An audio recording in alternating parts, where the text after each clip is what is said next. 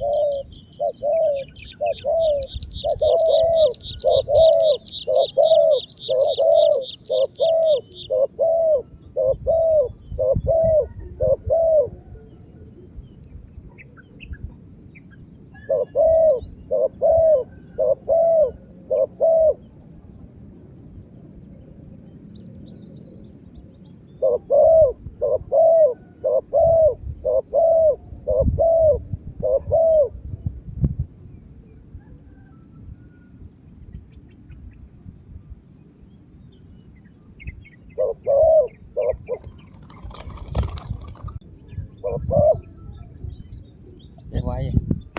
quay